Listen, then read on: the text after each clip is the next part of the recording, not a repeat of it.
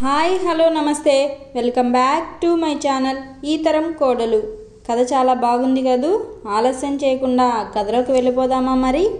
మొదటివాడు 2-3 దెబ్బలు కొట్టిన తరువాతన ఒక చిన్న చతురంగా ఉండే ప్రదేశానికి వెళ్ళి అక్కడున్న బంతిని ఎంతో నేర్పుతో ఆ ప్రదేశ మధ్యమందున్న బిలంలో పడేటట్లు కొట్టాడు. ఇటువంటివి 18 బిలాలు ఉంటాయి.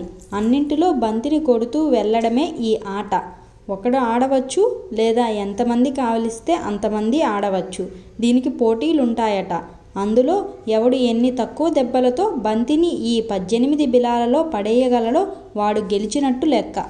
ఈ ఆటలో కూడా టెన్నిసు లాగానే ఆడ మగ కూడా ఆడవచ్చు. కానీ ఈ ఆటలో సొగసేమిటో, ఎందుకు ఆడతారో నాకేమీ అర్థము కాలేదు.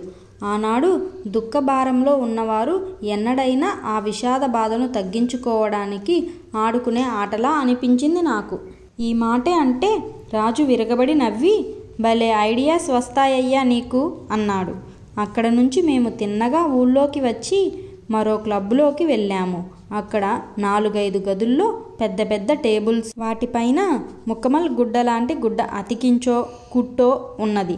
దానికి 4 మూలల 4 రంధ్రాలు, దానికి అడుగున చిక్కాలు అతికించి ఉన్నాయి. బల్ల మీద దంతంలో చేసిన బంతిని ఒకదాన్ని పెట్టి ఒక పొడగాటి చివరకు మునదేలిన కర్రతో కొడతాడు. బల్ల మీద మరో ఎర్రబంతి, మరో తెల్లబంతి ఉంటాయి. ఆడేవాడు చేతిలోది కూడా తెల్లబంతే. ఈ ఆట కొంతసేపటికి కానీ నాకు అర్థం కాలేదు.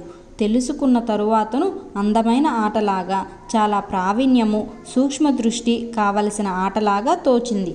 ఎంతసేపు చూసినా ఇందులో ఉద్రేకము కలిగించేదేమీ లేకపోయినా విడిచి వెళ్ళబుద్ధి పుట్టలేదు. అలా సుమారు గంటసేపు చూసి నెమ్మదిగా ఇంటికి దారి తీశాము. అక్కడి నుంచి ఊరికి మరోవైపున ఉన్న మరో కొండ మీదకు వెళ్ళాము. అది కొంచెము ఇంచుమించుగా ఊరికి మధ్యను కొంత సమీపముగా ఉంది. మా బసకు మరీ దగ్గరని తరువాత తెలుసుకున్నాను. ఇక్కడ జనసమ్మర్దం వ్యాహ్యాలకి వచ్చినట్లు స్త్రీ పురుషాదులు చాలామంది ఉన్నారు. అందరూ చాలా వరకు యువతీ యువకులే. జంటలు జంటలుగా ఎవరి మట్టుకు వారు తలో చెట్టు చాటునో పుట్ట చాటునో ఒదిగి కూర్చొని ఎవళ్ళ దూరంలో వాళ్ళు పై ప్రపంచాన్ని మరిచిపోయి ఉన్నారనిపించింది. కొంచెం దూరంలో మన వాళ్ళంతా సుమారు 10-12 అందరూ తెలుగు వాళ్ళే కూర్చొని గట్టిగా కబుర్లు చెప్పుకుంటున్నారు. మేము ఉభయమునము అక్కడకు చేరేసరికి వాళ్ళందరూ సంతోషంతో మమ్మల్ని ఆహ్వానించారు. కాసేపు ఈ కబుర్లు ఆ కబుర్లు చెప్పుకున్నాము.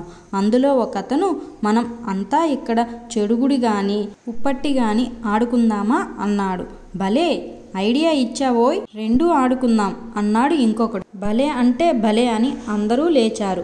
మేము 2 జట్లుగా విడిపోయి ఓ జట్టు చెడుగుడు, ఓ జట్టు ఉప్పట్టి ఆడడానికి ఉపక్రమించాము. 2 నిమిషాల్లో చుట్టుపక్కల ఉన్నవాళ్ళు ఆ దేశస్థులు 10-15 చేరారు. ఇంకో 2 నిమిషాల్లో ఎక్కడి నుంచో పరిగెత్తుకుంటూ మరో 25-30 మంది వచ్చారు. మరో 5 నిమిషాల్లో 100 మందికి పైగా అక్కడున్న యువతీ యువకులు కూడా తమ శృంగార కలాపాలు కట్టిపెట్టి మా చుట్టూ మూగారు. వాళ్ళందరినీ చూసి మేము మరీ ఉత్సాహంతో మా ఆటలు సాగించాము. నేను చెడుగుడి జట్టుకి అనుకోకుండా నాయకుణ్ణి అయినాను. నాకు ఆట చిన్నప్పటి నుంచి అలవాటైన కారణము చేతను ప్రేక్షకులు చప్పట్లు కొడుతూ హౌరే హౌరే అంటూ మాకు ఉత్సాహం కల్పిస్తూ వచ్చారు. ఆట ముగియగానే అందులో కొందరు నా దగ్గరకు వచ్చి నన్ను మెచ్చుకొని నాతో కరచాలనము చేసి ఈ ఆట ఎలా ఆడుతారు, దాని నిబంధనలేమిటి అని నన్ను గుచ్చి అడిగి చెడుగుడి వివరాలు ఉప్పట్టి వివరాలు వాళ్లకు తెలియజెప్పే వరకు నన్ను విడిచిపెట్టలేదు. రేపు మమ్మల్ని కూడా ఆడనిస్తారా మీతోటి అన్నారు కొంచెము భయపడుతూ. తప్పకుండా రండి, రేపు ఆడుకుందాము. ఆటపాటలకు జాతి మత భేదాలు లేవు కదా అన్నాను నేను చాలా గొప్పగా. వాళ్ళందరూ చాలా సంతోషించి ఎవరి దారిన వాళ్ళు వెళ్ళిపోయారు. మా దారిన మేము వచ్చాము. నేనేదో మన దేశ సంగతి చాలా గొప్పగా వాళ్లకు నేర్పించినట్లు అనుకుని గంభీరంగా నడుస్తూ ఉంటే మా రాజు నన్ను వీపు తట్టి చాలా అభినందించాడు. మొన్నటి నుంచి ఈ నెల రోజులు ఎక్కడా ఊపిరి సెలపలేదంటే మీరు నమ్మాలి. ఊళ్ళో షికార్లు కొట్టడం, మిత్రులతో బాతాకానీలు వాదోపవాదనలతోటి అనుకుంటారేమో, అదేమీ కాదు బాబు, పరీక్ష. ఎంట్రన్స్ పరీక్ష కారు మేఘంలా భయంకరముగా వచ్చి ఏ క్షణంలో విరుచుకు పడుతుందో అనే భయంతో హడలిపోతూ నా గదికి కుర్చీకి అంటుకుపోయి తిన్నానో లేదో ఏమి తిన్నానో తెలియకుండా నూతన వైవిధ్యము పొందిన వితంతువుల వీధి ముఖమైనా చూడకుండా కళ్ళు పుస్తకాల మీద నుంచి తీయకుండా అలా ఎమగా చదివేశానన్నమాట. మా ల్యాండ్ లేడీ ఆమె కూతుర్లు కూడా నా దీక్ష పట్టుదల చూసి నేనేమైపోతానోనని చాలా కంగారు పడ్డారు.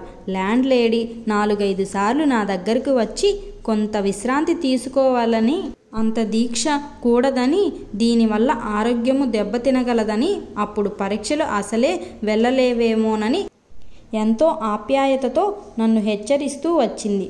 కూతుర్లు కూడాను. అందులో ముఖ్యంగా రెండోది మరీ అల్లరి పిల్ల. బెదురుగా తలుపైనా తట్టకుండా వేలాపాలా లేకుండా నా గదిలోకి వస్తుండడము, నేను తన కేసి చూడకపోయినా అక్కడ కూర్చొని ఆ పుస్తకాలు ఈ పుస్తకాలు తిరగేస్తూ ఏదో తనలో తను నవ్వుకుంటున్నట్లు, పత్రికల్లో వార్త ఏదో చదివి భయపడ్డట్టు, చప్పుడయ్యేటట్టు పుస్తకమో మరొకటో కింద పడేసి, హో సారీ శామ్, మిమ్మల్ని మీ చదువు మధ్యను మీ దీక్షను భంగపరుస్తున్నట్టున్నాను, మన్నించండి అనేది. నాకు ఒళ్ళు మండి, నువ్వు కాసేపు అవతలకు వెళ్ళు, మీ అమ్మకేమి కావాలో కనుక్కో, ఇక్కడ నాతో నీకేమి పని, దయచెయ్యి అనేవాడిని. ఆ అమ్మాయి కోపగించుకోవడానికి బదులు కిలకిలా నవ్వుతూ చక్కా పోయేది. ఇలా 4-5 సార్లు జరిగిన తరువాతను పరీక్షలు 4-5 రోజులున్నవనగా నేను మంచి దీక్షలో ఉన్నప్పుడు ఈ అమ్మాయి వచ్చి కూర్చొని మామూలు అల్లరి ఆరంభించింది. చాలాసేపు సహించి ఊరుకున్నాను. నాకు ఒక్క పంక్తి ముందుకు సాగడము లేదు. ఇలా ఓ ఆడ అమ్మాయి వచ్చి కూర్చొని అల్లరి చేస్తుంటే ఎవరికైతే మటుకు పుస్తకం మీద మనస్సు ఎలా నిలుస్తుంది చెప్పండి. మన మహర్షులకైనా కొందరికి ఇటువంటి సందర్భాల్లో వాళ్ళ తపస్సు మీద నుంచి మనస్సు మరలిపోయింది కదా. నాకు మటుకు మహా చెడ్డ కోపం వచ్చింది. సాగదీసి లెంబకాయ కొడదామనుకున్నాను. అంత కోపము సరదా చంపుకొని ఆ అమ్మాయిని రెక్క పట్టుకొని లేవదీశాను, బయటకు నెట్టేద్దామనే ఉద్దేశంతో. కొంచెం భయపడ్డది, కొంచెం వణికిపోతూ, సారీ మిస్టర్ శామ్, నన్ను కొట్టకండి, ఈ మాటుకు విడిచిపెట్టండి, ఇకనెప్పుడు ఇలా రానులేండి, మీ ఆరోగ్యము చెడిపోతుందని మీకు కొంత విరామము కలిగించాలని వచ్చాను గాని మరో దురుద్దేశమేమీ లేదు, నమ్మండి, వెళ్ళిపోతాను అని వెనక్కు మళ్ళింది. ఆఖరు మాటల్లో కంఠంలో కొంచెం గద్గద, కంట వెంట నీరు కూడా వచ్చింది. గాలి మేఘములా నా కోపము ఇట్టే ఎగిరిపోయింది. వెళ్ళడానికి అడుగు ముందుకేసిన అమ్మాయిని 2 భుజాలు పట్టుకొని నా కేసి తిప్పుకొని ఐ యామ్ సారీ డియర్ అని ఒక్క ముద్దు పెట్టుకున్నాను. ఆ అమ్మాయి కన్నీళ్లు చూస్తే నాకంత జాలి వేసింది. ఆ అమ్మాయి ఏమనుకున్నదో నాకు తెలియదు కానీ వెళ్ళిపోదామనుకున్న అమ్మాయి అక్కడే నిలబడి కన్నీళ్లు తుడుచుకుంటూ నా ముఖం కేసి చిరునవ్వుతో చూస్తూ నిలబడ్డది. ఓహో, ఈ ట్రీట్మెంట్ ప్రమాదించేటట్లున్నదే అనుకుని జబ్బ పట్టుకొని నెమ్మదిగా తలుపు దగ్గరకు తీసుకువెళ్ళి గది గుమ్మము అవతల నడిపించి మళ్ళీ వెనక్కి ఎక్కడకు వస్తుందోనని గబీమని తలుపు వేసి తాళము కూడా బిగించాను. పాపము, దాని ధర్మము అని మళ్ళీ రాలేదు.